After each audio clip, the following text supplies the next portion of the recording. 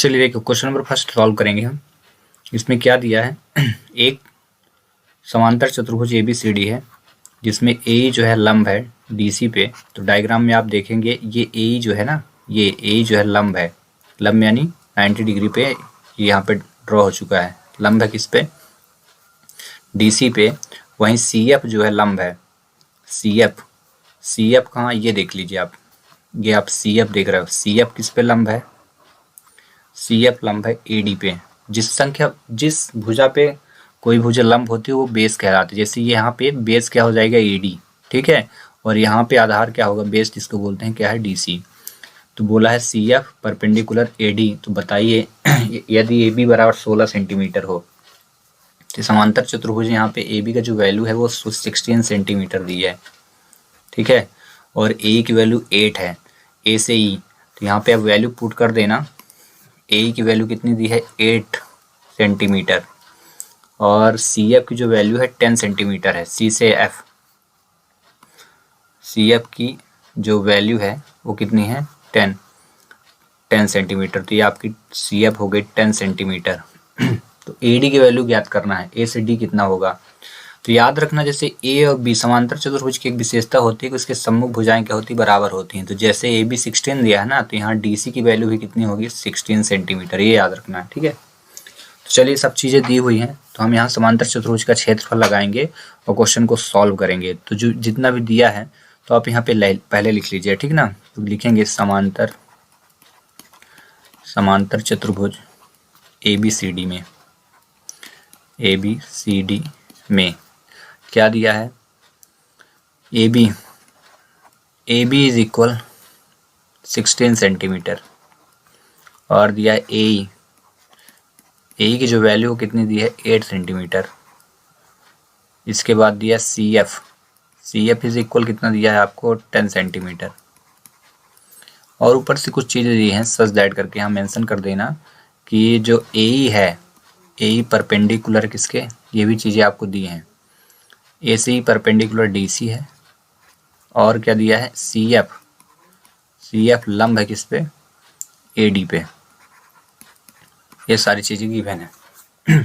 अब यहाँ पे समांतर चतुर्भुज का आप क्षेत्रफल का फार्मूला लगाएंगे और क्वेश्चन को सॉल्व करेंगे। तो समांतर चतुर्भुज का क्षेत्रफल क्या होता है? Area of parallelogram. यहाँ पे लिखता हूँ मैं,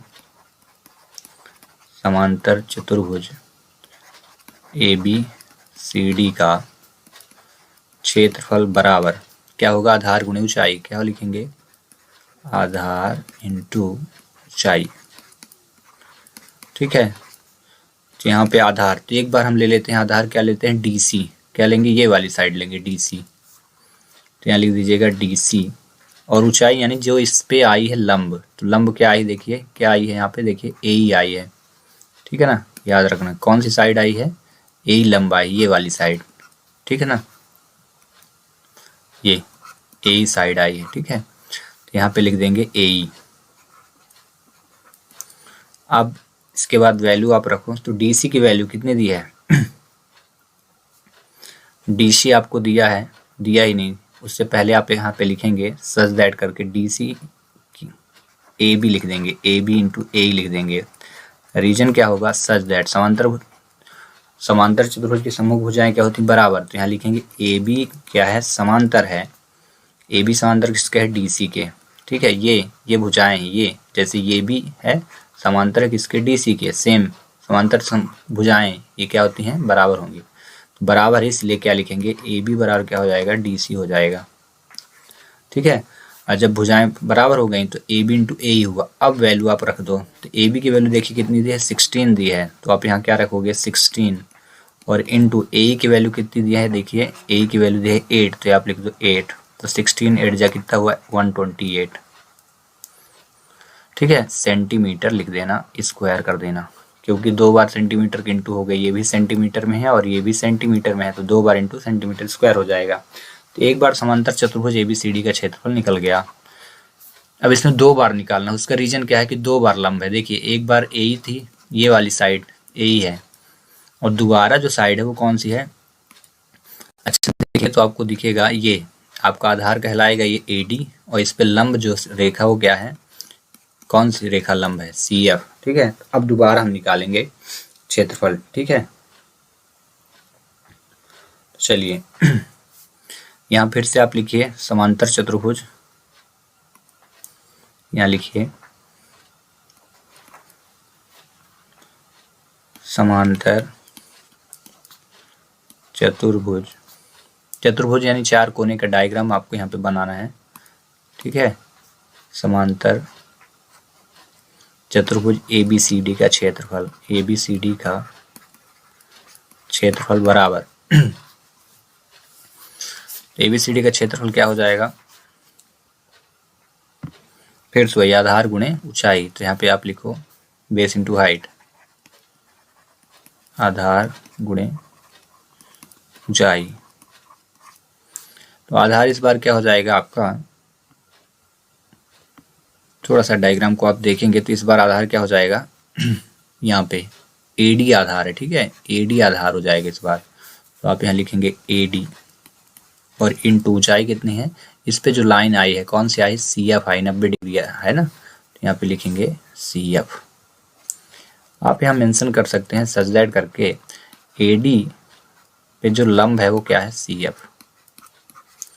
ठीक है, और यहाँ पे आप जैसे यहाँ लिखा है यहाँ पे भी आप मेंशन कर देना, क्या सच दैट कर देना कि AE जो है लंब है किस पे, लंब है किस पे, BC पे, ये आप कर देना।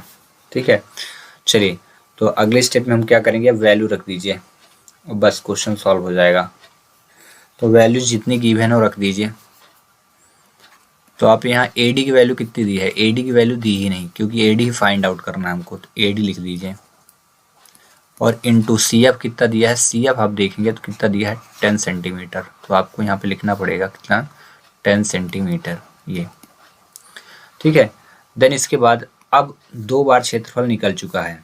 ठीक है, ABCD का क्षेत्रफल एक बार ये निकला और दोबारा क्षेत्रफल आपका देखेंगे कितना निकला है, यहाँ पे देखिए ये ABCD, क्योंकि दोनों बार ही ABCD ही लिखा है तो ABCD का क्षेत्रफल बराबर दोनों सेम हो गए। ठीक है, तो हम इसको हम समीकरण 1 और 2 बना लेते हैं। ठीक है, दोनों में हमारे क्षेत्रफल ही निकले, समीकरण 1 हो जाएगा, 2 हो जाएगा, दोनों में क्षेत्रफल निकले हैं। अब क्या करेंगे, दोनों के क्षेत्रफल जब बराबर हैं, देखिए क्यों बराबर, देखना इसमें भी ABCD लिखा है और इसमें भी ABCD ही लिखा है, तो हम दोनों क्या रखेंगे, बराबर में रख देंगे, इसको बराबर इसको। ठीक है, तो आप यहाँ लिखिए समीकरण 1 और 2 से, समीकरण 1 और समीकरण 2 से। ठीक है, देन अब आप यहाँ पे लिखिए क्या लिख देंगे, समीकरण में देखिए तो हम पहले लिख देते हैं AD into 10 centimetre is equal to 128 centimetre square. ठीक है, देन इसके बाद आप क्या करेंगे, अब आपको वैल्यू का निकालनी है AD की, तो AD को रख लीजिए आप, AD इज इक्वल टू यहाँ पे आपका 128 सेंटीमीटर और डिवाइड पे कितना हो जाएगा 10 सेंटीमीटर। तो आप लिखिए 10 सेंटीमीटर, सेंटीमीटर से सेंटीमीटर कट गया और 128 लिखिए और 10 में कितने जीरो हैं, 1 जीरो, तो ये आ गया यहाँ पे दशमलव, तो ये बचा कितना सेंटीमीटर, क्योंकि 2 सेंटीमीटर से कट गया। This is the value of AD, यही AD का क्या है, मान है। तो AD का मान क्या बताएंगे आप, 128 सेंटीमीटर। ठीक है, इस प्रकार ये क्वेश्चन हो जाएगा सॉल्व। अगर आपको भाग करना हो कि ये कैसे आएगा भाग, तो 2-3 मेथड से कर सकते हैं आप, ऐसे भी कर सकते हैं 10 का भाग, तो 10 एकम 10 हो जाएगा, ये 2 आएगा, फिर 8 तो 10 दूनी 20 हो जाएगा, ऐसे 8 आ जाएगा, पॉइंट लगाएंगे तो ये 80 हो जाएगा, तो 10 8 80, मतलब जितना आप चाहें वैसे कर सकते हैं। ये पहली मेथड हुई। दूसरी मेथड आप चाहते हैं तो ऐसे भी कर सकते हैं, 180/10, 2 से भाग कर दीजिए, 2 छक्का 12, 2 चौको 8, 2 पंचे 10, फिर 5 से भाग करें तो 5 एकम 5, 1 बचा 14 हुआ, तो 5 दूनी 10, 4 बचा, पॉइंट लगाए तो 40 हुआ, तो 5 8 40, यहाँ पे भी वही आया, यहाँ पे भी वही आया। तो आप जितने तरीके से चाहें उतने तरीके से इसको कर सकते हैं और इस प्रकार ये क्वेश्चन हो जाएगा सॉल्व। नेक्स्ट क्वेश्चन हम नेक्स्ट वीडियो में करेंगे। Till thanks for watching.